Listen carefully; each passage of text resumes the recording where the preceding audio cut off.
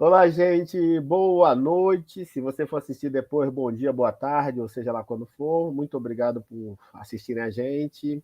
Meu nome é Máximo Lustosa, sou professor da Rede Estadual do Rio de Janeiro. Faço parte do movimento de professores desta rede, chamado Bancada Docente. E hoje estou muito empolgado para usar aquela palavra para a conversa com o professor Paulo Arantes. Sempre que a gente. É a segunda vez que eu tenho essa felicidade na vida.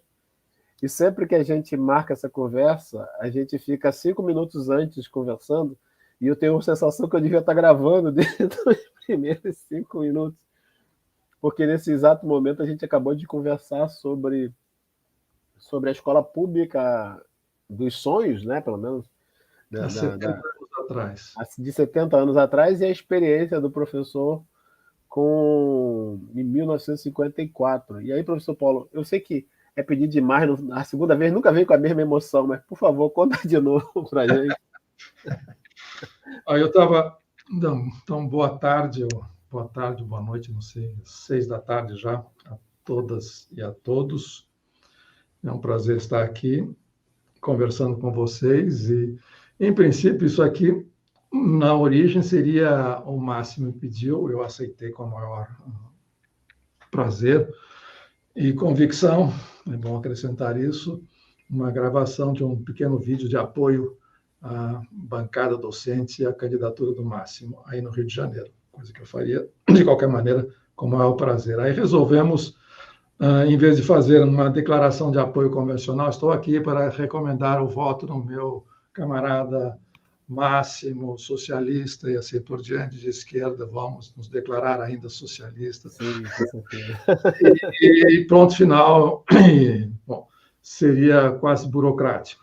Para evitar isso, nós combinamos que poderíamos conversar a respeito, enfim, da escola pública, da vida pública, da conjuntura brasileira, da calamidade que nos assombra, e por aí vai, tendo como foco a escola pública. E eu preveni o Máximo dizendo o seguinte, olha, Máximo, sobre a escola pública, o ensino médio, para não falar de fundamental, que ainda é mais remoto para mim, eu não tenho experiência nenhuma.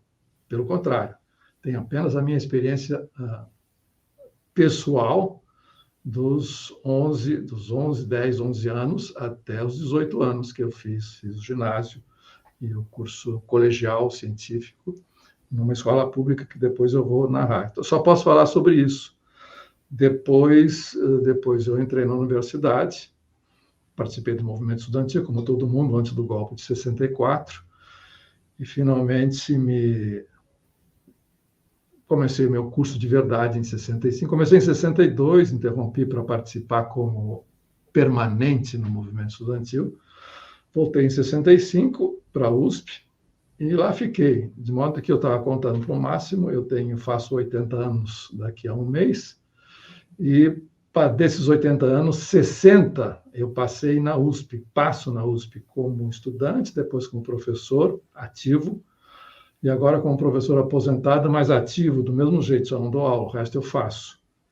Faço porque quero, porque gosto, e devo fazer, como obrigação política, inclusive. De modo que dos meus 80 anos, 60 eu passei dentro da USP. Da universidade, eu posso falar até certo ponto, porque há 25 anos aposentado, eu também acompanho a vida interna da universidade pública como a USP, também um pouco à distância, mas ainda continuo familiarizado com os problemas e as encrencas próprias dessa instituição. De modo que o ensino público médio ou fundamental 2 e médio, a gente chama, eu vou falar de maneira geral de ginásio. O ginásio e depois o colegial, que é o do meu tempo. Para mim, continua apenas ser algo de cujo desastre eu tenho notícias por jornais, publicações ou grupos de estudo que de vez em quando vão falar do meu seminário e que estudam o problema da educação no Brasil, e de modo que eu tenho uma informação, digamos, teórica.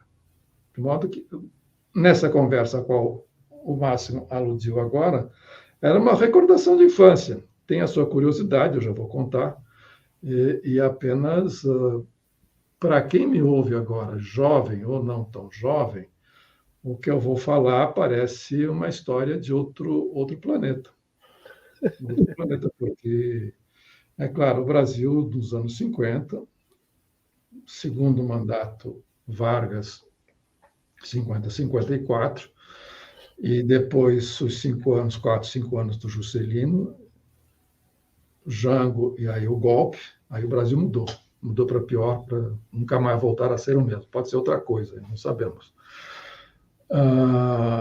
É uma, digamos, é quase que uma outra era geológica para quem não teve ideia do que era isso. Bom, então deixa eu contar a circunstância. A história divertida que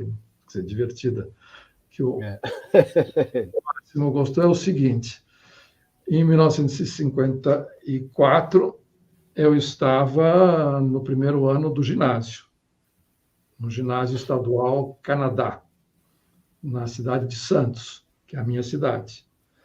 Eu só não nasci lá por acaso porque minha mãe dava à luz em São Paulo, porque meu pai médico não confiava nas maternidades locais, então eu e os meus irmãos subimos a serra para nascer longe da nossa cidade do coração, que ainda é. Bom, eu estava no primeiro ano do ginásio quando, em agosto de 1954, estava na aula de desenho, me lembro perfeitamente da cena, porque o professor era uma espécie de excêntrico local, um personagem muito pitoresco, porque talvez fosse o único luterano da cidade de Santos. Ele fazia questão de alardear essa condição, era professor de desenho, inteligente, e tinha sempre um retrato do Lutero na parede e fazia a meninada desenhar o Lutero. Eu falo, desenhar mal o Lutero, porque eu não sei desenhar. A gente tinha que desenhar o Lutero de vez em quando para agradá-lo. Bom, nós estávamos em aula, na aula de desenho, que já era uma sala especial com pranchetas para a gente desenhar, no colégio estadual. Entre o professor de ginástica, chamado professor Guaraná. Era um nome menor. Muito bom. Um óculos Ray-Ban, para mostrar que se houvesse alguma dúvida, ele era militar mesmo. Ele era militar, ex-militar. E cochicha alguma coisa no ouvido do professor Paulo Siqueira, e aí o Paulo Siqueira anuncia solenemente para a classe que as aulas estavam suspensas a partir daquele momento, porque o presidente da República, o senhor Getúlio Dornelles Vargas, acabara de se suicidar. Bom, a molecada gritou, oba! E foi embora, porque dia sem aula é dia ganho. Dia ganho para a felicidade. Fomos embora e, de fato, a aula de desenho, para quem não sabia desenhar, como era 90% da classe, era um tormento. E nós ficávamos agrupados em torno do único moleque que sabia desenhar e desenhava maravilhosamente bem. Não vou dar o nome dele porque ele ainda está vivo e é um grande escritor. Mas, na época, ele foi um grande desenhista. Chama-se Pedro Bandeira. Ele não deve se lembrar. Talvez ele se lembre de mim. Se uma vez ele ver esse vídeo, ele vai se lembrar de mim. Bom, fui para casa. Fui para casa, peguei o bonde, fui para casa. E eu morava em Santos, numa rua que dava para a praia, numa rua de classe média um pouquinho, não tão alta, mas também não tão baixa, uma média de profissionais liberais. A maioria tinha médico, como meu pai, tinha engenheiros, alguns advogados, bastante, e algum outro pequeno empresário. Tinha uma serraria, assim por diante, todo mundo se conhecia, era uma rua pequena que dava em frente para a praia.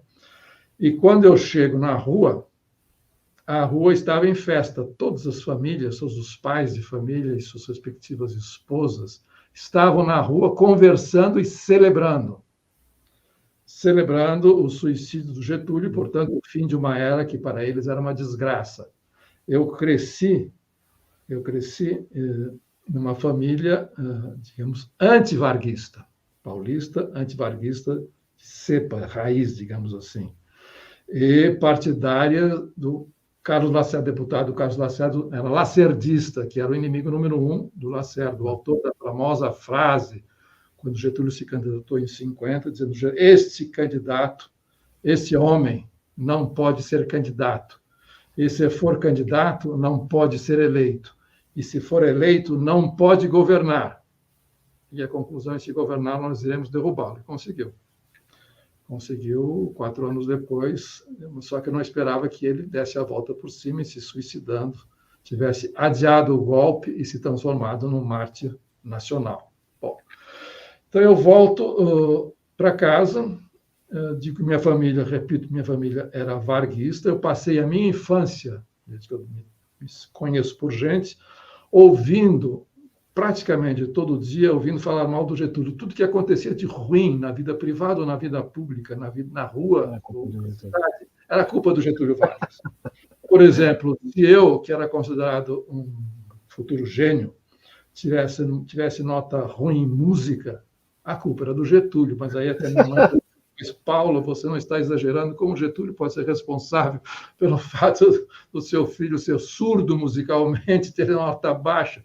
É por causa do Getúlio, sim, senhora, porque ele instituiu, graças ao Villa-Lobos, que é o outro péssimo músico, é um mito nacional que não tem nada... Ele conhecia um pouco de música, mas está exagerando um pouco. Instituiu o canto orfeônico, e o canto orfeônico é uma desgraça, e por isso o menino foi reprovado, e eu tenho que ir lá reclamar, assim por dentro. Tudo era culpa do Getúlio. Caramba. Então, eu volto, encontro a rua em festa, todos os antivarguistas, enfim, aqueles que, tradicionalmente, na classe média brasileira, tinha alguma pendência a ser ajustada por remorso ou ressentimento de classe com o povão em geral, que era varguista e maciçamente varguista. Tanto é que, no dia do suicídio, eles botaram o Rio de Janeiro de cabeça para baixo. Tocaram fogo em redações e assim por diante. Foi quase um movimento insurrecional, que durou algumas horas de comoção pública. Todo mundo sabe isso. Bom, e quando eu chego lá, encontro essa classe em festa. Bom, acontece, e isso era que eu ia contar quando nós entramos no ar, acontece que todos, sem nenhuma exceção, todos, porque a rua era pequena, eu conhecia família por família, tinha filhos, todos eram amigos, brincavam juntos, jogavam futebol juntos, e assim por diante. E tinha outras peculiaridades, havia uma mansão abandonada pelos proprietários, que era praticamente um sítio, veja só, na rua, que era habitada por uma família de negros, enorme, em várias gerações, e com os quais eu me dava muito bem por causa do futebol. Nós brincávamos, era o nosso terreno, era nosso playground. Nós íamos brincar com eles, às vezes eu ficava lá para almoçar ou para jantar, e jogávamos futebol junto, eles jogavam muito bem, outros nem tanto, mas, enfim, era misturado, num certo sentido, mas era basicamente classe média. E essa classe média, e alguns, classe média alta, todo ano disputavam para os seus filhos uma vaga no Colégio Estadual Canadá, que era o melhor da cidade. Veja só. Eram antivarguistas até a última raiz de cabelo, e, no entanto, disputavam não tinha cursinho, mas com professores particulares para prepararem para o exame de admissão ao Colégio Estadual Canadá, que era um exame de admissão muito puxado,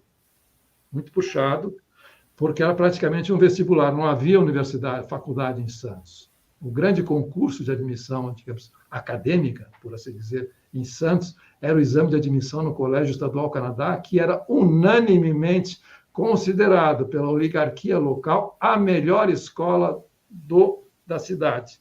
E, por orgulho e por patriotismo municipal, dizia-se que era uma das melhores do Estado, talvez do Brasil, e por aí vai, planeta, e assim por diante.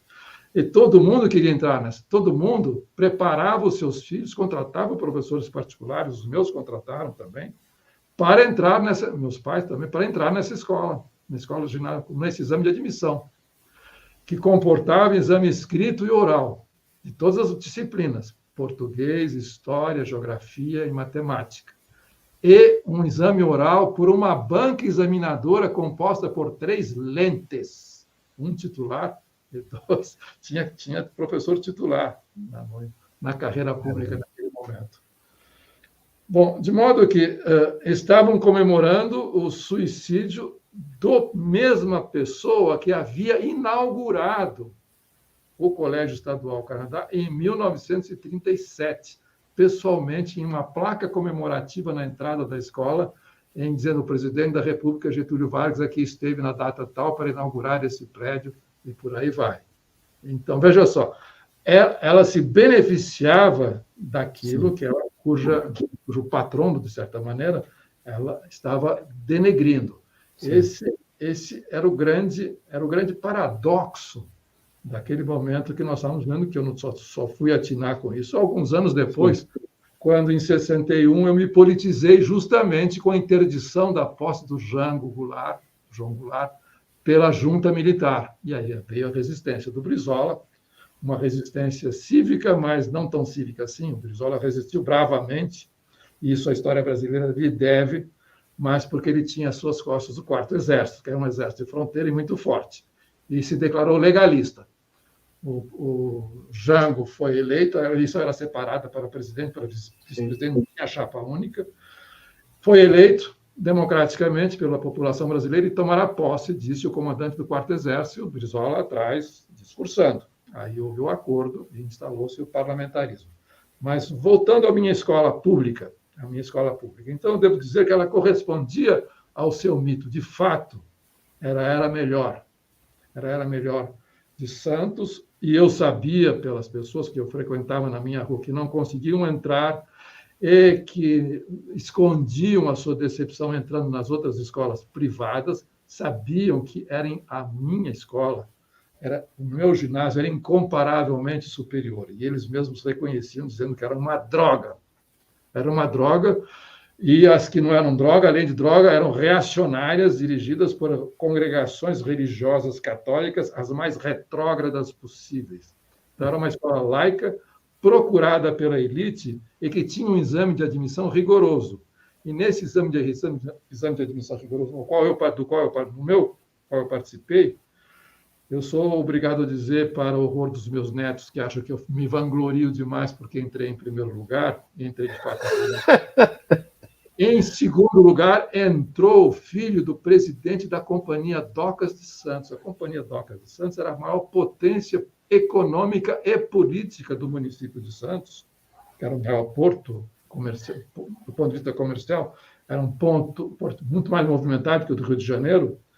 Era quem, de fato, mandava na cidade. Era a Companhia Docas de Santos, já não sei, já eu não posso extrapolar, porque eu não estudei, se já era o centro de corrupção que tornou-se a ser e que culmina nas grandes maracutaias do ex-presidente Temer, que passou alguns anos na prisão por causa disso, mas é claro que esse assunto não vai mais para frente. Mas sempre foi o cargo mais antes da instalação da refinaria de petróleo da Petrobras em Santos, nos anos 60, e depois da COSIPA, a Companhia Siderúrgica de São Paulo. Até então, a Docas dava as cartas no jogo político santista, junto com o Porto, isto é, onde o sindicato da Estiva era muito forte. Tanto é que, em 64, eram os principais visados pela contra-revolução a caminho, era acertar as contas com os estivadores, porque era considerado um sindicato muito influente. Numa greve, eles paralisavam o Porto, e infiltrado, com razão, a alegação procedia por comunistas. Havia, enfim, os portuários, Santos era considerada, competia como Uberlândia, veja só, como a Moscou brasileira, mas de fato a Moscou brasileira era o Rio de Janeiro, onde o Partido Comunista era mais forte, mas o de Santos, realmente, era forte. Forte a ponto de um dos meus, a gente chamava de tio, mas primo da minha mãe, um pintor, um artista plástico, era de fato comunista de carteirinha. E a família o tolerava porque ele era artista, então ele tinha direito de ser comunista, porque era considerado. Ele só pregava, só fazia pichação de madrugada e corria da polícia. Bom, mas voltando à minha escola. Então, uma pergunta, professor. Não, veja só, deixa eu terminar. Fechar o parênteses. Tá. O segundo colocado, era a diferença em 9,34. Embaixo, segundo lugar, 9,32. É como a eleição agora, que vai ser em outubro, vai ser assim. E, em terceiro lugar, também com uma diferença de 2 ou 3 décimos, vinha um rapaz chamado Edson, cujo sobrenome eu me penitencio de não me lembrar, que era filho de um zelador. Uau, que maneiro. E ele entrou, o Edson era pequenininho, baixinho, simpático, intimidado, claro, porque, obviamente, a maioria da escola era classe média, mas já era misturado. tinha povo lá, sem demagogia, eu posso dizer que tinha uma minoria significativa de gente do povo. E mais adiante, com os cursos noturnos, depois eu fiz o colegial de noite, preferi fazer de noite para ter mais tempo para estudar e me preparar para entrar na faculdade. Lá tinha classes populares. De noite a gente trabalhava durante o dia. Sim. Durante o dia. Então, você veja só, eu, um filho de um médico, classe média, médico de pobre, porque ele era médico especialista em tuberculose. Tuberculose, naquele momento, já era doença só de pobre. Sim. O romantismo já tinha acabado. Em segundo lugar, o filho do dono da cidade. Em terceiro, o filho do zelador. E a escola era de excelência. E, além do mais, essa excelência vinha não só pela ruindade das outras, também não era essa maravilha, não era um liceu francês, nem um liceu alemão, mas era, para os níveis de exigência da época, obviamente excelente.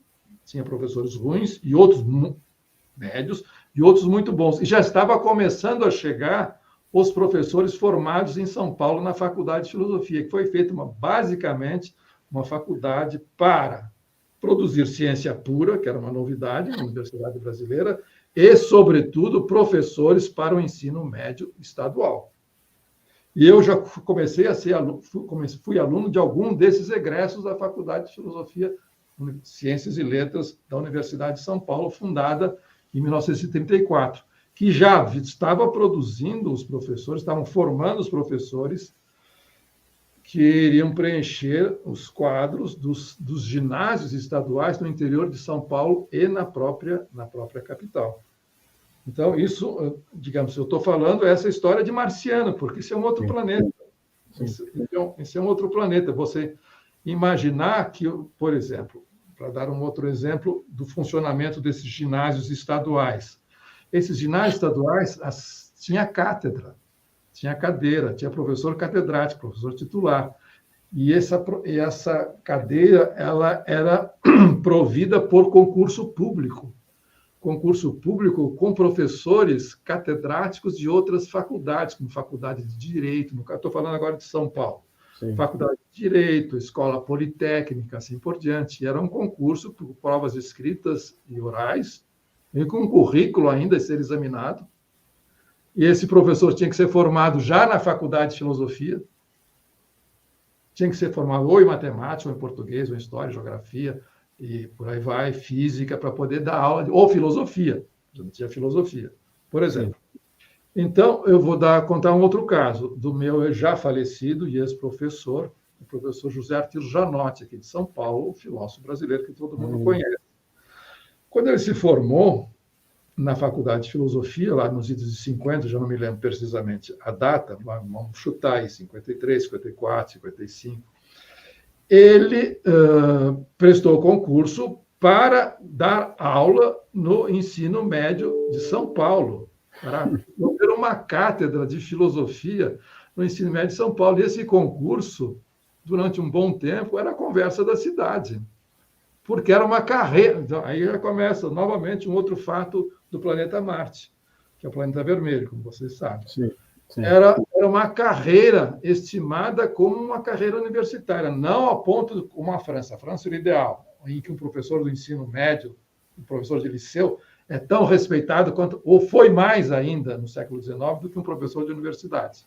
Bom, então, ele foi um acontecimento. Ele ganhou o concurso com todos os méritos, e foi nomeado para um ginásio no interior de São Paulo. No interior de São Paulo. Eu não me lembro mais o nome dessa cidade, porque depois tornou-se uma piada na faculdade. Quando eu entrei, eu sabia dessa piada. Um dos nomes do Janotti era o Kant de qualquer coisa, de qualquer lugar, de Pirassununga ou de qualquer coisa. Não me lembro mais da cidadezinha que ele foi, a pequena cidade em que ele foi professor de filosofia durante um par de anos. Está parecendo o alienista do Machado de Assis, né? Não era Itaguaí, não era assim, ele não estava louco ainda. Não, louco pela ciência, ensandecido pela ciência ou pelo cientificismo. Bom, mas então, para você ter uma ideia do que significava isso. ser um professor num ginásio estadual de São Paulo, na rede pública estadual, nos anos 50. Em escala maior, ainda até onde eu sei, por lenda e por ouvir falar, isso ainda era superior a São Paulo e Rio Grande do Sul, por causa dos positivistas. Então, a rede do ensino público médio, da rede pública médio, ensino secundário no Rio Grande do Sul, era um dos mais afamados do Brasil. E havia sido criado pelos positivistas, cujo empenho, cujo fervor científico era conhecido até se extrapolar numa espécie de cientificismo um pouco ensandecido, digamos assim. Não existe mais positivista no Brasil, então eu posso falar deles assim, sem incorrer em nenhuma incorreção política. Então, é só para a gente ter uma ideia do que significava isso. E com isso eu encerro esse parênteses de recordação de um octogenário. Encerro lembrando uma coisa que o Antônio Cândido sempre dizia, não só em pequenos círculos, mas dizia em público também, mas eu ouvi dizendo em conversas, eu já era professor na Faculdade de Filosofia, e falando desses tempos, enfim, desses anos, no início do século XX, no Rio Grande do Sul e no São Paulo também, nas escolas, nos ginásios estaduais de São Paulo, que ele dizia o seguinte: se uma vez, ele já estava falando no momento, nos anos 60, no momento 60, 70, no momento de degradação do ensino público médio no estado de São Paulo e no Brasil. Ele disse: se nesse momento, podia ser 170, 80, mais ou menos, se nesse momento um professor da rede pública estadual, no ensino médio, tivesse uma vida, digamos, uma vida de trabalho digna, com uma carga de trabalho digna, condições de trabalho igualmente dignas, um salário que correspondesse à sua responsabilidade e à sua função numa sociedade moderna, e tivesse, portanto, a mesma respeitabilidade que tem um professor desde o ensino primário fundamental até o liceu, que gozam na Europa, particularmente na França, na Alemanha e na Inglaterra. Portanto, numa cidade pequena da França, o professor do ensino básico e depois do liceu é tão ou mais respeitado que o juiz de direito, que o prefeito, o chefe da polícia e o seu representante nos todos os órgãos legislativos da região ou na capital. Ele é, de fato, uma autoridade moral e espiritual. Isso começou na França com a Terceira República. Bom, se essa condição se estabelecesse alguma vez no Brasil, e tudo indicava que ela poderia acontecer, e se um professor de ensino secundário fosse tão respeitado e tratado materialmente à altura como um professor da universidade, também não era lá essas coisas, não vamos também embelezar demais, dizer, e tivesse tempo para estudar, fora das suas obrigações didáticas normais, estudar, ler, assinar revistas, ter tempo, digamos, para respirar e, portanto, digamos, aperfeiçoar o seu discernimento social e político como um cidadão de pleno direito, isto seria o equivalente a uma revolução cultural nesse país. Isto poria esse país de cabeça para baixo. A proletarização, digamos, infame, selvagem, que nós assistimos hoje, junto com a degradação do ensino público, a rede estadual do Estado de São Paulo e no Brasil, chegou a um ponto que eu imagino que ela seja irreversível, dizia isso nos anos 80. Mas, se ainda isso pudesse ocorrer no Brasil, nós teríamos, de fato, uma espécie de um abalo sísmico social de primeira grandeza, porque não é pouca gente no Brasil inteiro envolvida nesse processo. Você imagina dar dignidade política, moral e intelectual a essa massa de gente que deve passar 1 milhão de pessoas, não sei, chutando. O que isso significa? O que isso significa? em termos, inclusive, de democratização, de acesso à cultura, à plenitude da vida cultural, que tem consequências políticas imediatas. Não é por acaso que a classe dominante barra o caminho nessa direção.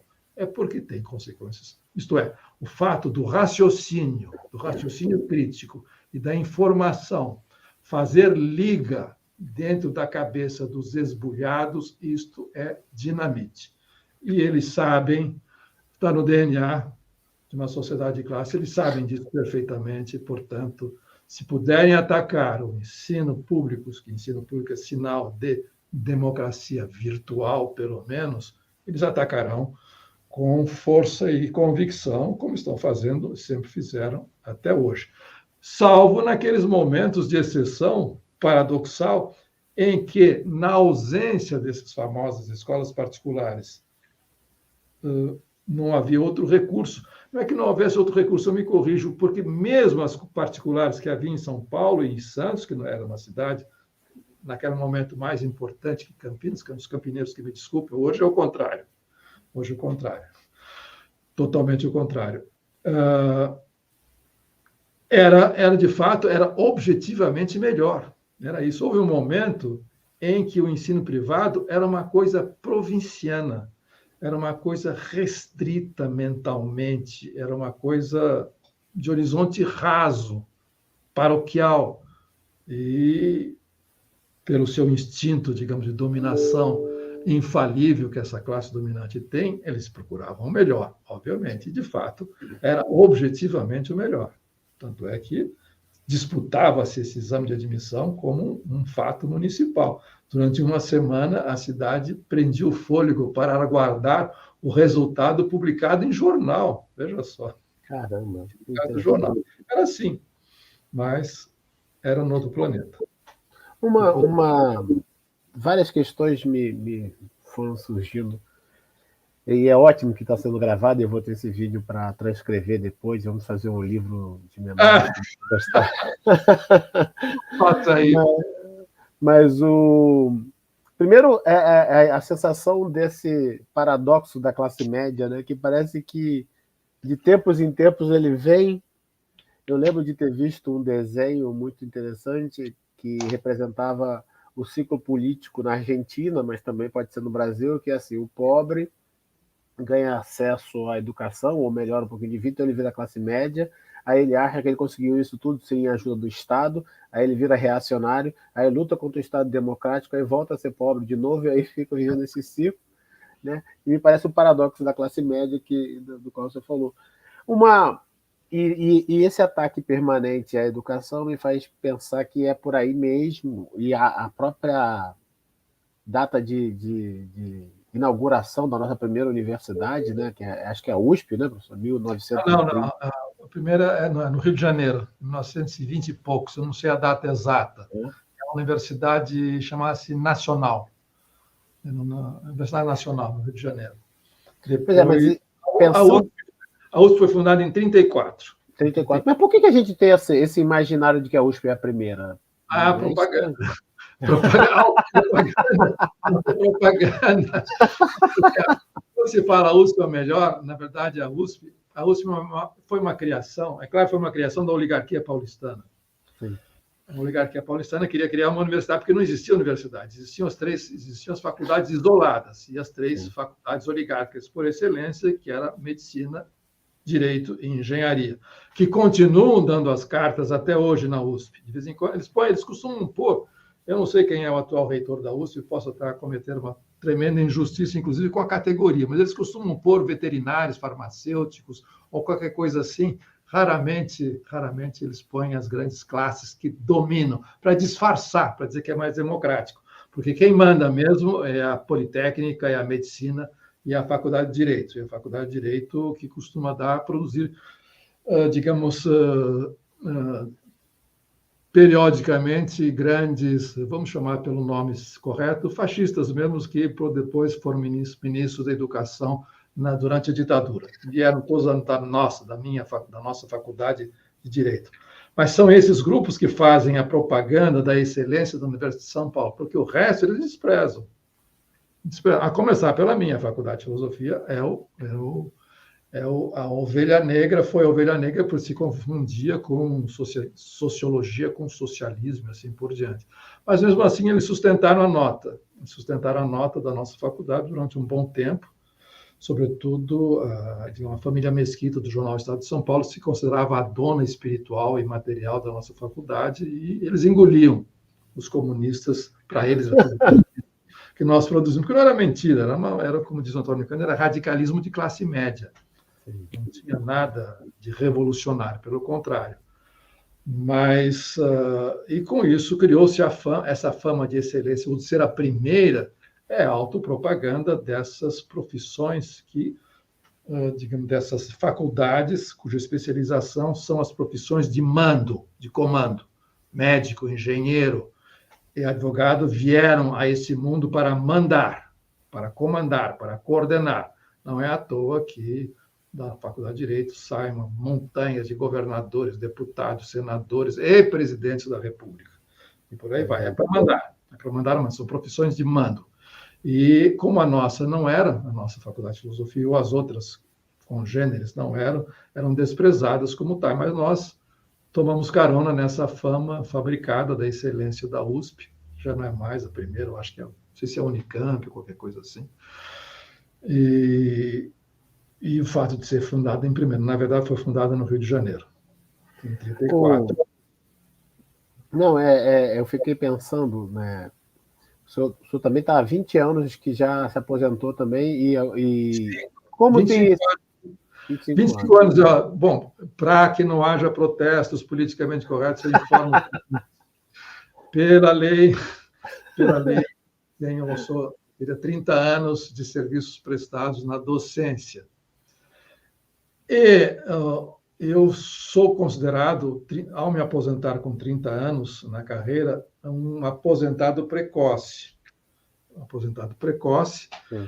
Porque eu fui precipitado nessa aposentadoria precoce pelo terrorismo do meu colega, do ex-colega de faculdade, Fernando Henrique Cardoso, que foi presidente da República, que passou os seus 2 mandatos dizendo que ele ia pintar e bordar com esse bando, ele nos chamou de vagabundos, os funcionários públicos em geral e particularmente os ex-colegas de faculdade, que vão acabar com essa farra de se aposentar cedo, com 50 e pouco, menos de 60 anos, vão ter que trabalhar mais. E ele aterrorizou o tempo todo. Depois ele não fez nada, ele fez depois. Ele fez mais adiante, já no fim do segundo mandato. Tanto é que as pessoas completavam 30 anos, às 8 da manhã corriam para o prédio da administração para registrar o seu pedido de aposentadoria conforme a lei, porque poderiam ficar até a compulsória dos 70 anos. Muitos ficavam. A regra era ficar. Não até a compulsória, mas alguns anos mais, porque as pessoas estavam lá na minha faculdade porque gostavam. Porque gostavam de dar aula, porque achavam que era uma coisa boa de fazer, era útil e pronto. Mas o nosso sociólogo resolveu, por espírito escarninho, uma espécie de revanche mesquinha, porque as pessoas achavam que ele havia, enfim, traído seus ideais progressistas e por aí afora, ele resolveu apavorá-los e precipitou uma onda de aposentadorias precoces nas universidades públicas do Brasil todo, e em particular na dele. Então, eu entrei nessa onda da aposentadoria precoce, portanto, eu estou há exatamente 25 anos, ou 24 para ser mais exato, aposentado. Mas não parei de encher o saco deles, continuo. Só não dou aula porque a aula, em princípio, um aposentado não pode dar aula, a não ser que seja convidado pelo seu departamento. E eu aposto que seria a última coisa que eles fariam no meu departamento, me convidar a voltar a dar aula. E eu tenho todo o direito de recusar, eu não aceitaria, porque eu acho que estou fazendo coisa mais útil do que voltar a dar aula.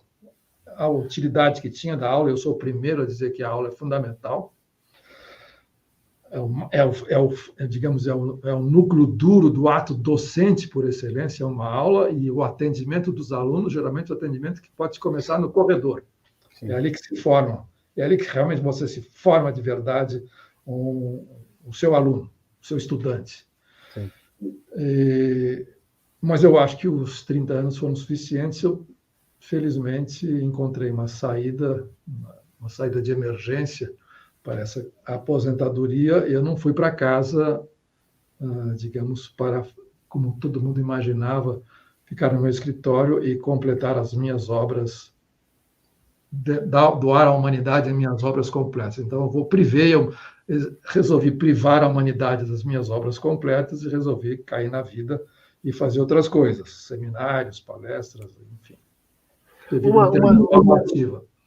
Eu acho que no nosso último encontro, o senhor falou de uma experiência no Movimento Sem Terra. Ah, sim. Poderia falar, porque o senhor deve ter visto o debate emocionante político, e parece que ninguém falou com o William Bonner, nem com a menina lá, que é a Renata, né? Acho que é a Renata. Sim.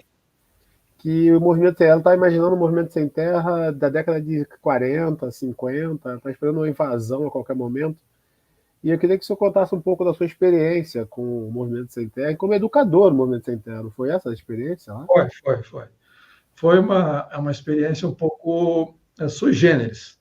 De modo que, quando eu falo experiência com o Movimento Sem Terra, eu tenho que qualificá-la bem, porque ela, digamos, se deu numa circunstância muito especial e por um período muito curto.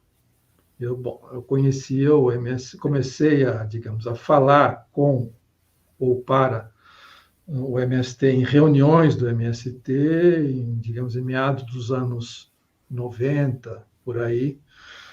Na segunda metade dos anos 90, para ser mais exato, sempre a convite do... Ele não era meu contemporâneo, pelo contrário, ele era muito mais velho, obviamente, mas sempre a convite do Plínio de Arruda Sampaio, que era, digamos, um companheiro de estrada do movimento dos Sem Terra, e não só especialista no assunto, em reforma agrária, que inclusive atuou nesse setor quando foi exilado no Chile. De modo que, quando ele voltou, ele era uma espécie de intelectual orgânico de qualquer movimento de reforma agrária no Brasil. E ele começou a me convidar, porque ele era amigo da família, e nos conhecíamos. De vez em quando: Paulo, você não quer ir lá num encontro e tal? Eu ia, falava, conversava, conhecia, e fui me aproximando. Mas sempre foi um encontro com os quadros dirigentes do MST, nacionais e regionais, através do Plínio de Arruda Sampaio. E, num determinado momento, lá pelo início dos anos 2000, aí hoje era praticamente quase que arroz de festa. Havia um encontro tal, eles me chamavam, eu ia para dar uma conferência como um professor de filosofia, ou estudioso do Brasil, de coisas do Brasil, de esquerda, socialista e simpatizante. Ponto. Não ia além disso. A partir de um certo momento, o pessoal de São Paulo, que eu comecei a conhecer melhor, e tornamos-nos amigos, eles me disseram o seguinte: Paulo, como você deve saber, nós vamos inaugurar a nossa Escola Nacional em Guararema. Estamos construindo de uma maneira muito especial, por conta própria, num terreno, o único terreno que nós não ocupamos. Nós compramos, e quando ela ficar pronta, vai ser uma escola, digamos assim, uma espécie de universidade do MST, uma escola, digamos, superior de formação de quadros. E nós contamos com você como professor. Tudo bem? Falei: ótimo, é só me falar, estou às ordens. Aí, de fato, ficou pronto em 2005, e eles me convidaram, voltaram a me convidar: Paulo, está pronto, e nós queremos que você dê um curso. Mais do que dar um curso, não queremos apenas que você vá dar aulas, nós queremos que você organize um curso de... Eles batizaram de produção da teoria, é um nome um pouco prolixo, mas, na verdade, era um curso sobre pensamento, sobre a tradição crítica brasileira e temas conexos, que poderiam variar desde violência urbana, até tudo que pudesse entrar no curso sobre literatura e assim por diante. Nós queremos que você coordene esse curso. Eu falei: tudo bem, eu vou coordenar. E eu sabia que, digamos, era um curso encomendado de boa fé, mas também com segundas intenções também de boa fé. O que se espera de um movimento do porte do MST é um movimento perenemente acossado, não só acossado por jagunço, por juízes, por proprietários e pelo político jornalista. Por jornalistas? Por jornalistas, sobretudo por jornalistas, e igualmente acossado e denegrido. Sim. Então, eles precisavam de uma espécie de chancela. Sabiam que, ao me convidar para coordenar esse curso, eu coordenaria o curso convidando professores para dar aulas específicas para essas turmas de, digamos, de quadros médios ou superiores, ou mesmo, enfim, que estavam na verdade, eram quadros que poderiam ser disponibilizados pelo movimento, pelas ocupações, pelos acampamentos, naquele momento, pelos assentamentos. Quem poderia ir? Então, tem uma seleção e ia para Guararema. Então, eles sabiam que eu tinha boas relações na USP, uma certa influência, não digo influência, mas, enfim, tinha capacidade de convocação. E, portanto, eu ia levar o melhor da USP, em termos culturais, intelectuais e políticos, para dar aula em Guararema, na Escola Nacional Florestan Fernandes, começa pela escolha do nome, já era indicado deste propósito, de modo que poderia aliviar a barra, aliviar um pouco a pressão sobre eles e, ao mesmo tempo, fazer uma espécie de, na minha cabeça, pelo menos, uma espécie de transfusão de sangue de classe. Isto é, se bem que era uma transfusão artificial, uma transfusão de laboratório. Por isso, a minha experiência com o MST é uma experiência, por assim dizer, in vitro, porque era uma confluência institucional, era um encontro institucional de um professor aposentado da USP com a instituição de ensino máximo do movimento, porque uma das características do MST era justamente esse apreço inédito, a bem dizer, nos movimentos sociais e nos partidos políticos de esquerda do Brasil, pela educação e pela instrução. Só há algo comparável na história brasileira ao apreço que havia pela instrução, digamos, uma certa crença quase que transcendental na instrução, que tinham os anarquistas no início do século no Brasil. Tudo era resolvido, de certa maneira, pela educação popular. E o MST, de fato, tornou-se uma espécie de universidade popular, uma potência pedagógica no Brasil. Por isso que ele é odiado pela classe dominante brasileira, não só pelos proprietários rurais, porque ele mostrou que pobre estuda e estuda bem. Sim. E camponês também, essa era a grande novidade. Então, essa possibilidade de uma junção, de uma aproximação entre a Universidade de São Paulo, na verdade, a Faculdade de Filosofia, Ciências e Letras, Ciências Humanas, como se diz hoje, e o MST na Escola Nacional. Então, eu levei durante 2 anos, não contínuos, porque os cursos eram 3 meses, porque os militantes não poderiam ser disponibilizados em tempo integral. Era um luxo você ser retirado da luta social, ficar 3 meses de boa numa escola em que você tinha que trabalhar, tinha os trabalhos, as atividades coletivas para a reprodução da escola, mas ficaria de boa conversando com professores da USP, jogando conversa fora, vendo e tal. Isso é um paraíso, em certo sentido. Então, acho que tinha uma coisa de curta temporada. Mas, enfim, então não era... Eu fiquei 2 anos e 2 meses, e não era integral, diário. Mas nos 3 meses que durava o curso, eu ia diariamente para lá. Eu não dormia lá porque a idade não permitia mais e era muito úmido. Verão e inverno era uma desgraça. O nevoeiro entrava no seu quarto, no seu alojamento. Então, eu, às 6 da manhã, já estava de pé, já vinham me buscar, e eu estava lá de prontidão e ficava até de noite. Ficava o dia inteiro, durante 3 meses, e convivendo com eles, convivendo com a direção da escola, uma convivência fraterna, uma das melhores coisas que, na minha memória política, foi aqueles anos que eu passei lá.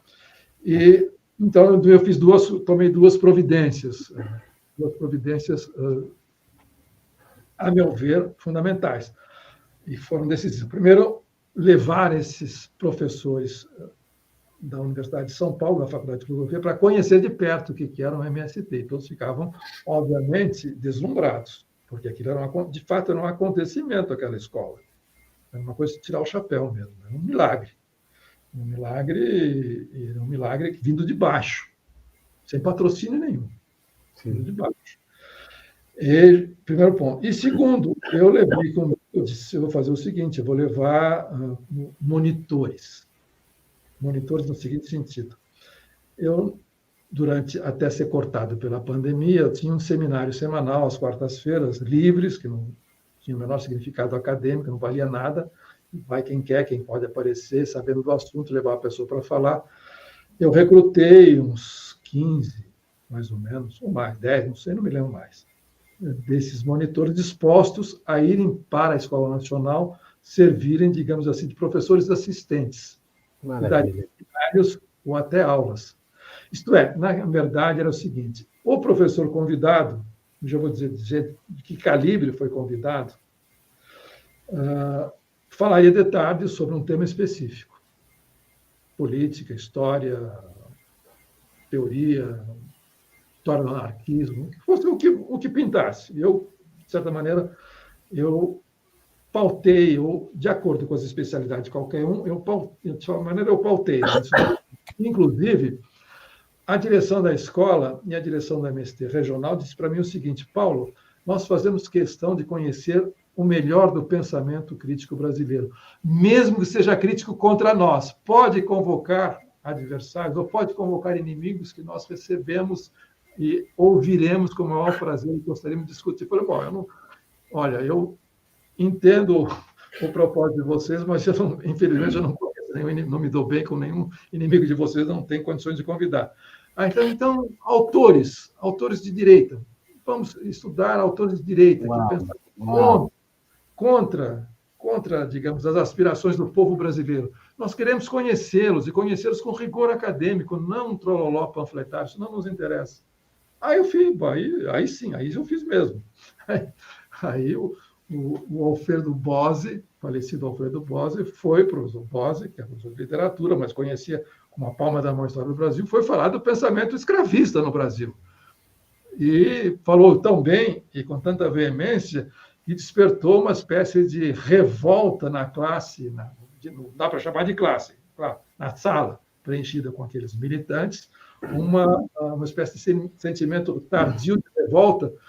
Bom, pessoal, não podemos continuar assim. As coisas não podem continuar desse jeito. Não pode continuar. Alguma coisa tem que ser feita. Isso na hora do café, do lanche. O que nós vamos fazer? Participação e acabar com esse horror. Enfim, tal, digamos...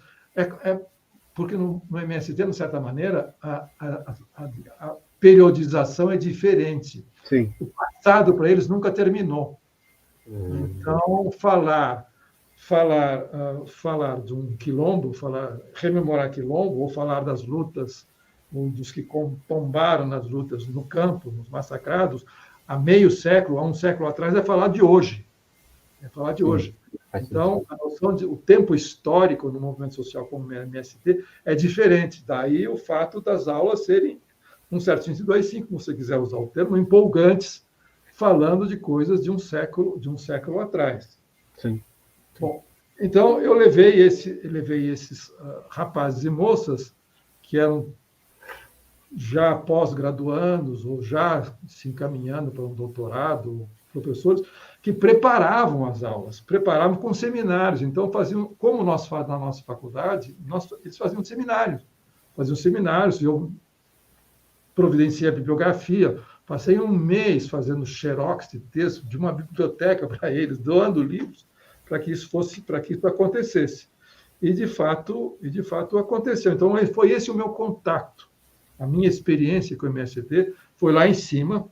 Eu não fui jamais, não fui participar de uma ocupação, do momento em que o alicate corta um farpado, que é um grande, digamos assim, é o ápice, digamos, emocional e político de um movimento como o MST, é um momento que você corta um arame farpado e entra num latifúndio, e ocupa, e espera o pior, e ao mesmo tempo tem que produzir, e ao mesmo tempo tem que ficar debaixo da lona, ou enfim, ficar antes no acampamento, na lona, esperando essa hora, que geralmente era de madrugada. É como se quando... É igual... É como um conflito armado. Geralmente, digamos, as escaramuças começam a alvorecer. Assim que o galo canta, você cortava o arame farpado. Muita gente fez isso, muita gente militou. E nesse grupo eu tenho muitas coisas que eu me orgulho, nesse grupo de jovens que eu levei, 2 passaram para o lado de lá. Eita. Entraram no MST em tempo integral como militantes. Abandonaram a sua classe média, é verdade, não era classe alta, classe média, quase proletarizada, mas abandonaram porque a tentação era muito grande. Isso se deu entre 2005 e 2007. Então, essa é o meu contato. É um contato. Eu considero como uma extensão da Faculdade de Filosofia, tal como ela foi pensada originariamente. Esse modesto foi quando esse modesto radicalismo de classe média, como Antônio Cândido definiu, digamos, o perfil político dessa faculdade, é que é apenas uma espécie, é um pensamento anti-oligárquico, sem ser socialista revolucionário, apenas prepara o terreno para que os verdadeiros sujeitos, como se dizia antigamente, entrem em campo e nós ficamos na retaguarda. Na hora do vamos ver, esse modesto radicalismo de classe média, ele contemporiza, ele não passa para o outro lado. Sim. Então, ele chegou na fronteira, chegou na fronteira, mas foi uma fronteira, digamos assim, de cúpula.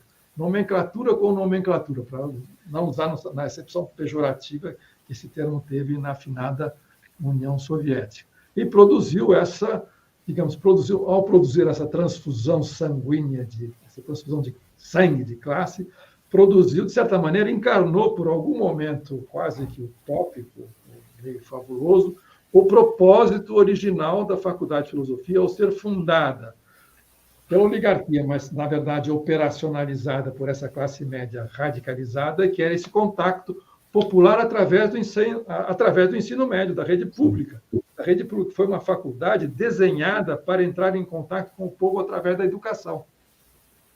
Essa, digamos, a ideia que estava na cabeça de todos que passaram por lá e tinham a cabeça no lugar. Um deles deu nome à escola como Florestan Fernandes, que foi a grande liderança civil e acadêmica da luta pela reforma de diretrizes de base, a luta pela escola pública no fim dos anos 50 e início dos anos 60 do Brasil, como se sabe. E o Florestan Fernandes foi um dos grandes arautos, um dos grandes teóricos e líderes acadêmicos desse momento fundamental na história da educação brasileira. E não por acaso, deu o nome à Escola Nacional Guararema.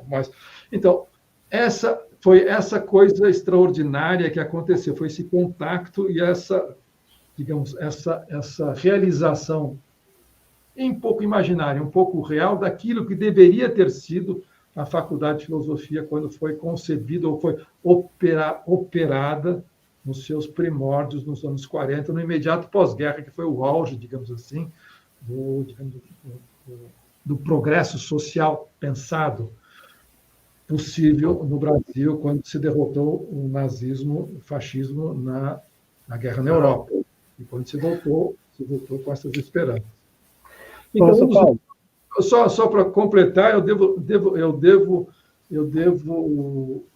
mencionar mencionei, assim como mencionei o Bose, poderia estar fazendo injustiça com todos os que foram falar na faculdade.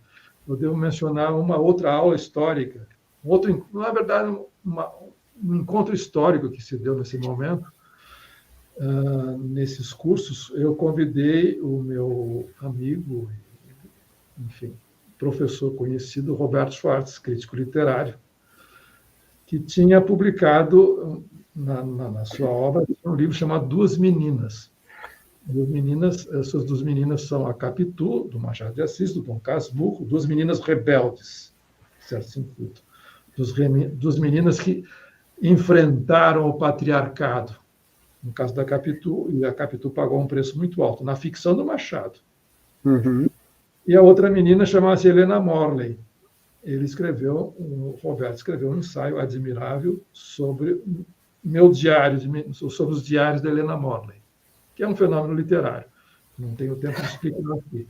mas se trata de uma menina filha de um inglês, de uma inglesa e de um brasileiro, na Diamantina do fim do século XIX. Ela escreveu um diário, com 13, 14 anos, e, do ponto de vista literário, é uma obra-prima, e o Roberto estudou e comparou com a Capitu, e é um momento, digamos, especial, mas quase que utópico na vida do Brasil, porque é um interregno entre o fim da escravidão e o início do trabalho assalariado. E, nesse momento, há uma espécie de arranjo na sociedade patriarcal escravista brasileira, em que há uma espécie de trégua nessa luta de vida ou morte, nessa mortandade que é a luta de classe no Brasil, como foi muito bem explicado pelo Florestan. A luta de classe no Brasil ela é mais mortífera do que costuma ser no centro do sistema, na Europa, nos Estados Unidos, porque ela sempre foi, antes de tudo, uma luta entre proprietários e não proprietários. Por isso, mexeu na propriedade no Brasil, se sabe que o risco é de vida. Por isso, o Florestan chegava a dizer, e as pessoas ficavam escandalizadas no tempo dele, a saída para o povo pobre brasileiro é o assalariamento, porque é uma via estreita de acesso a direitos, o que ele não, por causa do trabalho, o que ele não tem enquanto não proprietário. Enquanto não proprietário, ele não existe, ele não é pessoa, ele não é gente, ele é uma pessoa massacrável, como foi toda a ralé colonial que formou esse país. Mas voltando. Então, o Roberto, eu o convidei para dar uma aula nesse curso. Ele topou na hora, obviamente, e eu sugeri, Roberto, quem sabe você fala sobre Helena Morley, sobre o diário, sobre esse período especial. Bom, a classe estava lá, não só com todos, a classe, entre aspas, por favor, não a classe social, nem a classe. Sim.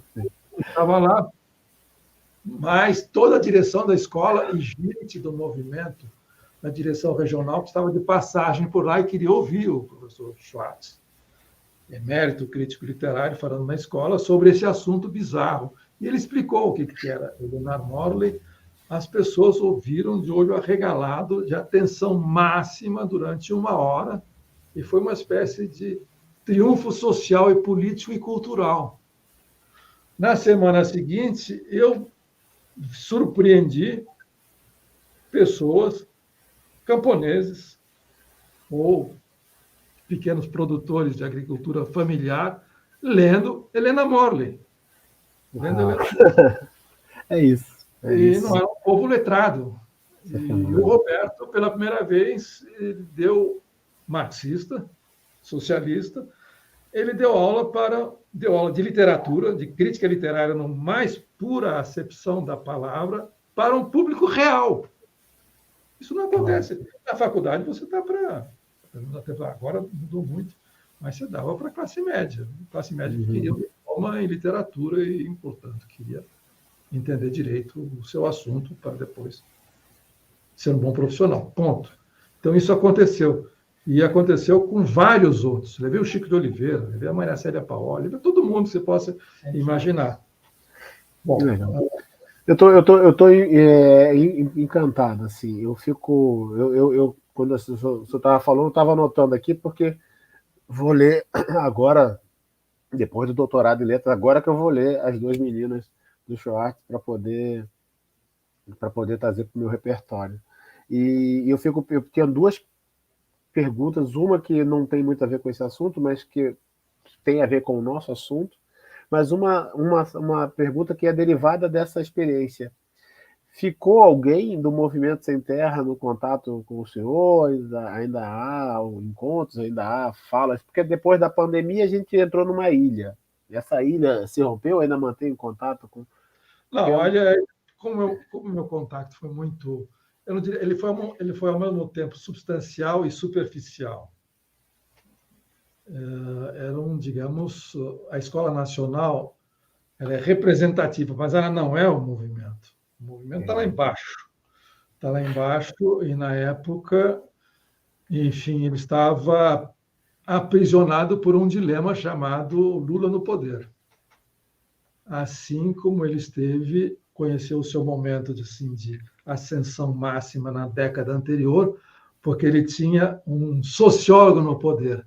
E esse sociólogo no poder achava que a reforma agrária era com toda razão, era uma reforma burguesa cujo século havia passado e, portanto, não fazia mais sentido. Agora, o que se faz com os não empregáveis, ou o que se faz com os descartados pelo campo, que está sendo transformado num agronegócio, ele estava se lixando. Então, ele achava que eram programas de compensatórios recomendados pelo Banco Mundial. Mas isso é uma outra história. Isso é outra história. Então, esse contato, como eu disse, foi um contato muito sui generis, e não dá para repetir. Eu não poderia continuar indefinidamente lá. Eu poderia dar, não vou dar nomes de quem ficou no movimento, e um deles, que já tinha sido um aluno brilhante, mas popular. Esse é um caso muito... Mas ele é popular. Eu não vou dar o nome dele, mas ele vai se reconhecer e sabe do que eu estou falando. E ele passou para o outro lado e atualmente continua. Ele inclusive fez mestrado, fez doutorado em História, ele é formado em História, depois fez um doutorado também, acho que em História, sempre estudando o mundo do trabalho, e depois ele fez um mestrado em História, depois ele fez um doutorado em Psicologia. Foi dos primeiros, o nome dele vai aparecer porque eu escrevi um artigo recentemente, que deve estar saindo agora, numa coletânea, dirigido pelo que você conhece. João. Lá, no meu artigo eu cito numa nota de rodapé, ele fez um doutorado no Instituto de Psicologia e foi dos primeiros, esse doutorado, não me lembro mais a data, acho que é 9 ou 10 por aí, ele defendeu e ele dedicou mais de um capítulo aos evangélicos, e diz assim: preste atenção nos pentecostais, preste atenção nos evangélicos, e, ao mesmo tempo, preste atenção no declínio da mística, que é uma marca registrada do MST, em declínio ou em decadência nos movimentos sociais brasileiros. E, portanto, há um desequilíbrio. Portanto, esse ex-rapaz, atualmente é um senhor acho que imagino, de mais de 40 anos, ou 50, tornou-se dirigente nacional, passou pela direção nacional. Bom, só falta dar um nome e sobrenome, mas, enfim, Não, tá...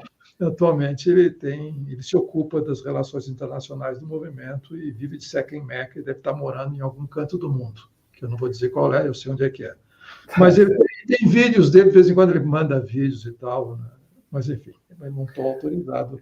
Não, tudo bem. A segunda questão... Então, o meu contato, só para encerrar, você perguntou, o meu contato com o MST não significa que eu concorde com as políticas nacionais da direção do MST, é uma coisa diferente. Sim. E eles, tanto é, para você imaginar a largueza de espírito desse movimento, quando eles me convidaram em 2005, eu já tinha saído, eu não era mais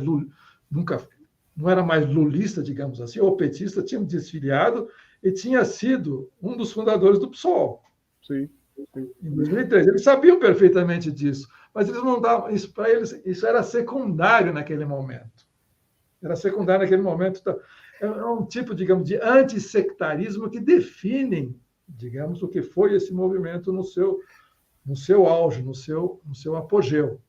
E, inclusive, isso é um segredo de polichinelo, todo mundo sabe, eles estavam pé da vida com a política do Lula em relação à reforma agrária, como estão até hoje. O cara não fez, o cara simplesmente engavetou. Ele não era procurador de nada, mas ele engavetou. Eles sabiam disso, portanto, estavam em permanente litígio com o Lula. Bom, então, só um exemplo do não sectarismo deles. E para encerrar com isso, digamos, como foi um vínculo forte, porém efêmero, ele tende a se esgarçar no tempo. Mas toda vez que eu encontro alguém, a direção pedagógica e política da Escola Nacional mudou N vezes, nos anos todos. Mas toda vez que nos encontramos fortuitamente em alguma manifestação, em algum lugar, é sempre um encontro de família, de velhos amigos, mesmo que não tenhamos conhecido. E, de vez em quando, me chamam para falar alguma coisa. Geralmente não é para inaugurar a exposição de orquídea, mas é para falar sobre o centenário, do Antônio Cândido, para falar sobre a inauguração da biblioteca com o nome do Antônio Cândido, coisas afins, assim, um pouco pouco reunião de família, como se fosse Natal, Ano Novo, reunião de família para falar sobre o Antônio Cândido é ótimo, porque na minha família a gente não fez isso. Professor, então agora viraram duas perguntas. A gente está 1h10, eu não quero lhe explorar muito, porque assim, por mim a gente fica com. Mais 20 minutos. O seu também ficaria.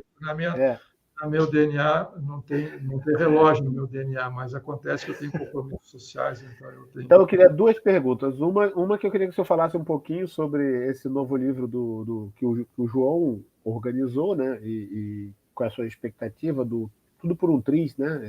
Civilização Barbárie.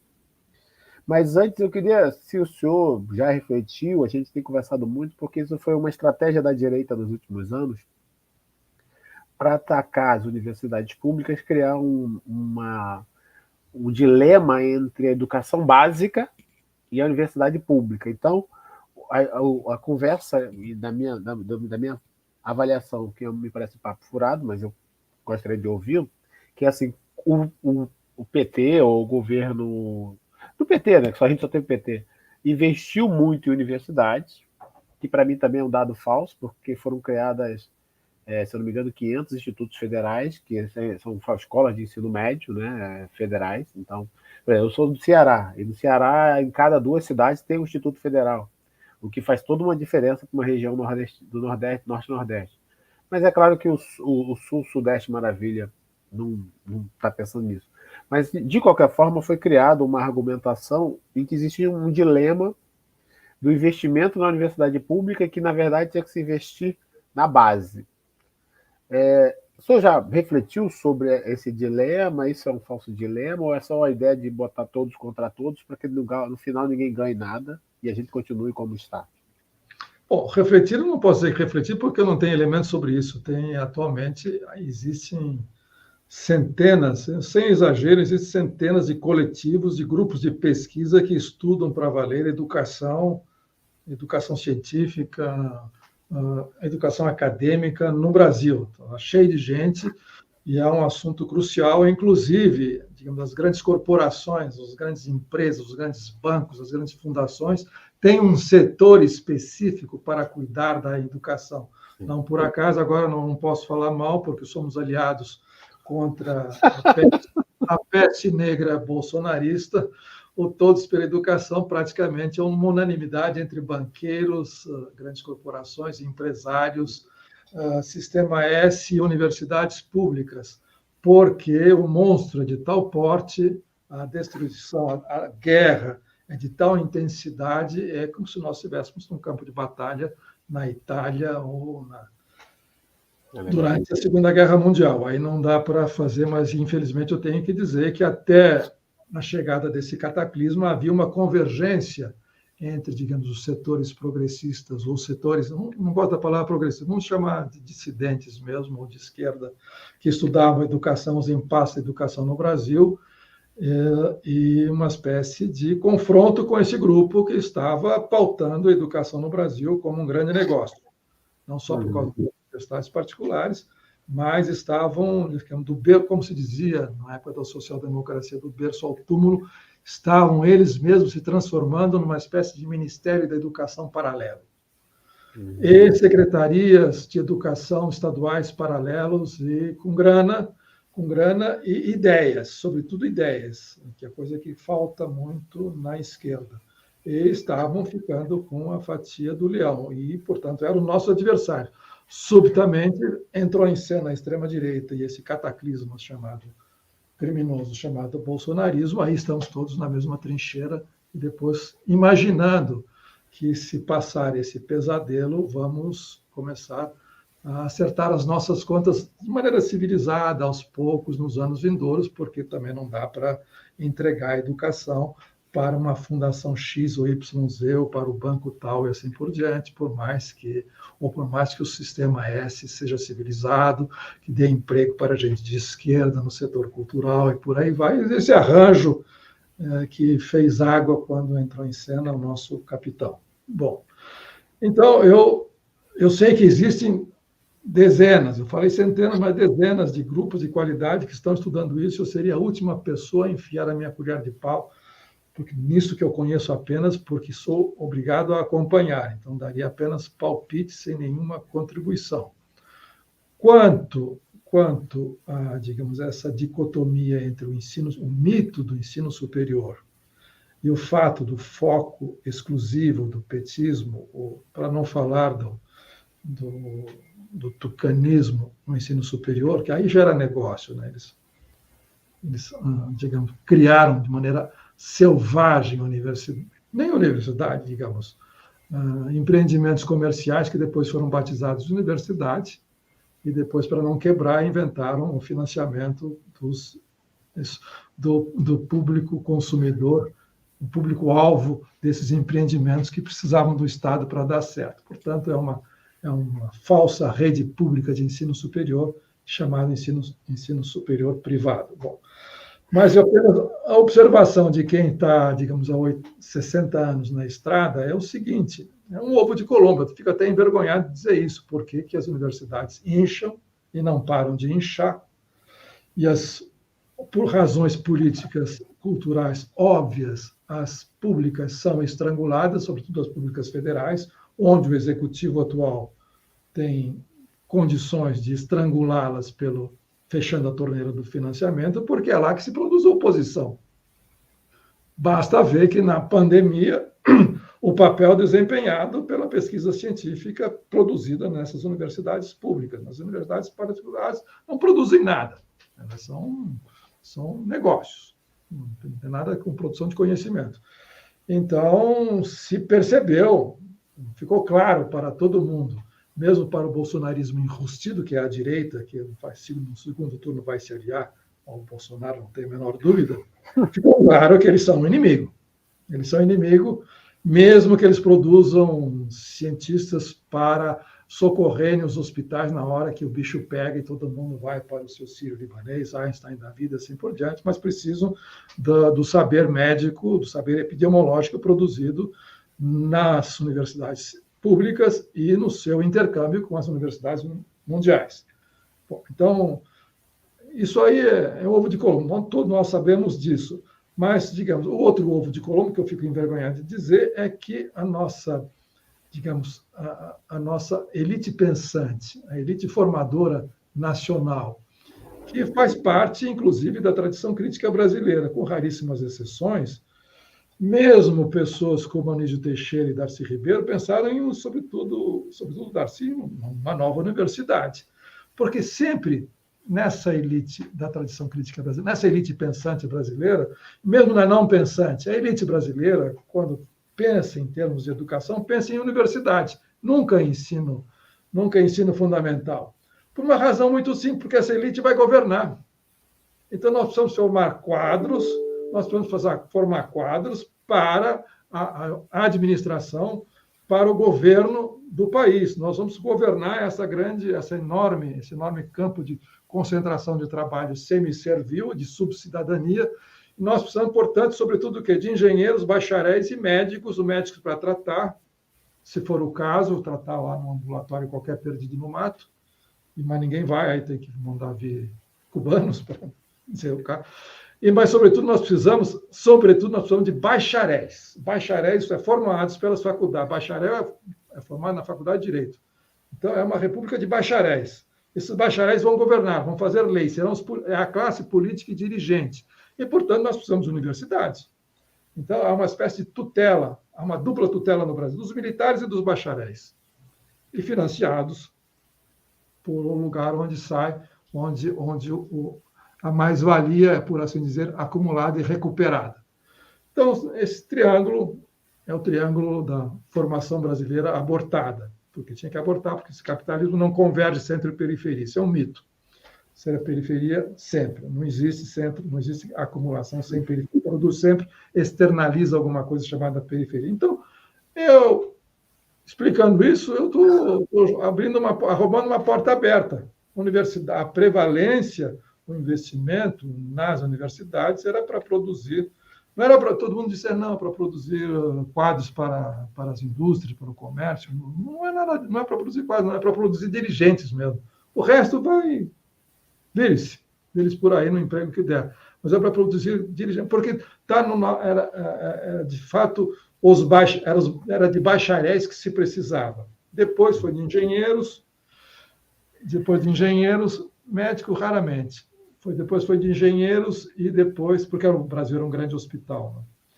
E depois economistas. Você vê, há um ciclo, começa com o Brasil Império, mesmo na colônia, o Brasil Império, sobretudo no Brasil Império e o Brasil República Velha, é o Brasil dos bacharéis. Depois o Brasil da segunda era Vargas, segundo Vargas, vai até a ditadura militar, é dos militares, é dos engenheiros. É o Brasil da infraestrutura. Sim. E depois, como o desenvolvimento foi interditado, arquivado e sepultado, por razões estruturais, não apenas de má vontade, passou a ser a era dos economistas. E os economistas, não depois economistas da produção, mas cada vez mais economistas das finanças. Então, sim. E agora será a hora do jagunço. Aí, agora é a hora da jagunça. Mas agora não dá para abrir esse capítulo, porque o nosso tempo está terminando. Nossa, que livro, temos um título de um livro aí. Foi lançado, vamos organizar alguns debates sobre isso. Tem muita gente com ideias a respeito disso. Eu gostei desse título. Aliás, nas suas falas tem vários títulos de livros, né? Hora dos Jagunços é um título de um livro. Não, mas não é hora, não. O jagunço, quem inventou isso foi o Gabriel Feltrin, o sociólogo Gabriel Feltrin, num artigo publicado em 2020 na revista Novos Estudos SEBRAP, que ele falou justamente nós estamos vivendo uma insurgência, uma rebelião dos jagunços. O bolsonarismo não é essa reversão, o Brasil entrou, essa mudança de rumo do Brasil que entrou no desvio, não é um desvio, é um mainstream, na extrema-direita, ela vem de baixo, ela não é uma invenção da classe dominante. Sim. A classe dominante perdeu. A classe dominante, na pessoa do nosso futuro vice-presidente, teve 4% de votos em 2018. Verdade. A direita perdeu. E foi essa rebelião dos jagunços. Os jagunços, para usar essa palavra horrível, herdada dos americanos, se empoderaram. Os jagunços resolveram arregaçar as mangas e, digamos, tirar do caminho aqueles que davam as cartas, os seus coronéis. Os seus coronéis agora serão figuras subsidiárias. O jagunço vai aparecer jagunço, está aparecendo jagunço em todos os setores. Mas essa ideia, portanto, é alguma coisa que vem lá de baixo, isto é uma extrema-direita popular, e popular dos quadros intermediários. É uma extrema-direita em que quem dá as cartas, se nós tivéssemos uma economia ainda de plantação, são os capatazes. São esses capatazes. Sim. E os militares entram nessa categoria, porque os militares eles tutelavam a República, mas, ao mesmo tempo, eles eram convocados como jagunços para pôr ordem na casa quando os civis se desentendiam. Sim. Eles se entenderam disso e resolveram finalmente assumir as rédeas, mas continuam jagunços. Jagunços fardados. Gustavo Feltrin. A ideia, essa hora do jagunço, que a ideia é do Gabriel, que se apoia numa metáfora de um escritor que é cronista, escreve nos jornais, o Antônio Prata, e que, num certo momento, disse: todo mundo se empodera na hora atual. Os negros, os americanos, as mulheres, assim, por que não empoderar os jagunços? Mas ele estava pensando de maneira muito convencional, desculpe, Antônio Prata, ele estava pensando no jagunço fardado, nos militares. Portanto, daí a ocupação do Estado pelos militares, jamais vista no Brasil desde que o Brasil é Brasil. Nem na ditadura isso aconteceu. Então, ele falou isso. E chamou de jagunço. Aí o Gabriel Feltrin, que estuda há mais de 20 anos periferias em São Paulo, conhece a fundo a periferia da região metropolitana de São Paulo, e disse: opa, eu conheço esse povo isso há muito tempo. Como é que esse povo é governado nas periferias? Ele é governado basicamente por exercício de formas elementares de poder exercido pelos jagunços, pela camada média. Sim. Pela camada média. Não é o cara que está lá em cima, no topo da carreira política. E, portanto, esses jagunços estão em movimento já há 3 décadas, diz ele, desde que a grande criminalidade chegou nas periferias e como um regime despótico, e foi subindo aos poucos até chegar ao poder político central. É isso que nós estamos vivendo. Essa é a revolução bolsonarista que nós estamos vivendo, ao qual ele mencionou, o próprio capitão mencionou naquele famoso Ceia dos Cardeais na Embaixada Brasileira em Washington. Bom, e por aqui, Máximo, Pois é, professor.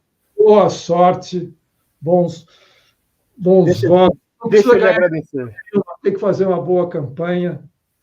Deixa eu lhe agradecer. Acabei de anotar o nome do Gabriel, porque vou atrás também. Vou atrás das duas meninas e vou atrás do Gabriel para poder aperfeiçoar as minhas dúvidas. Queria muito lhe agradecer a generosidade. Eu lhe confesso que eu poderia, se o senhor fizer algum curso, eu vou me inscrever como seu aluno. Não sei se eu consigo ler todos os livros que era para ler, mas eu escuto tudo que o senhor falar e eu fico embevecido, feliz da vida com a experiência dessa troca e dessa generosidade. Obrigado pela disponibilidade, obrigado pelo seu apoio. E eu espero lhe encontrar muito em 2023 com o nosso projeto e encontrar bastante ainda para que eu possa tentar trocar, mas, na verdade, receber bastante das suas informações e das suas ideias, para que a gente possa... o Vladimir Safati, né, tá vindo também como deputado, e eu estou com uma esperança gigantesca que uma parte de pessoas que tem uma formação científica sólida consiga agora representação, do mesmo jeito que a gente está tentando criar uma representação dentro da escola pública, direto do chão de escola, e tentar ver se nesse sentido a representatividade funciona a nosso favor. A gente sabe que representatividade é importante, mas não é tudo, né? Porque você pode escolher o Ministério de Mulheres Damares, não vai ser muito bom para as mulheres. Então, de qualquer forma, a ideia é que a gente consiga fazer uma boa defesa de um bom debate e a gente consiga novamente ter diálogo, né? Porque destruíram o diálogo, né? Os debates que eu vejo com a criatura que nos desgoverna me parecem que eu estou falando inglês e a pessoa está falando em mandarim, ou o terceiro responde num quinto idioma, e ninguém está falando nada e fica todo mundo fingindo que está se entendendo. Então, muito obrigado, professor Paulo, muito obrigado mesmo. Espero encontrá-lo daqui a pouco no Nova Conversa. Vamos nos encontrar. Obrigado e boa noite. Boa campanha. Obrigado. Tchau.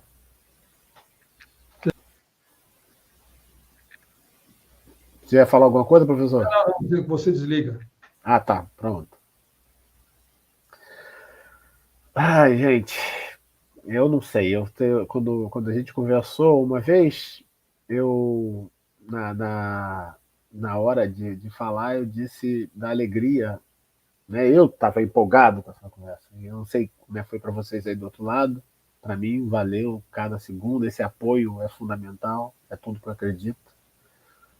Oferecer uma capacidade de reflexão crítica sobre o nosso país e permitir que outras pessoas participem da maravilha que é poder um bom debate. Então, muito obrigado a vocês que estiveram por aí. O vídeo vai estar disponível no YouTube, no meu canal, no meu perfil do Facebook, no perfil da Bancada Docente. Assistam com calma, reflitam.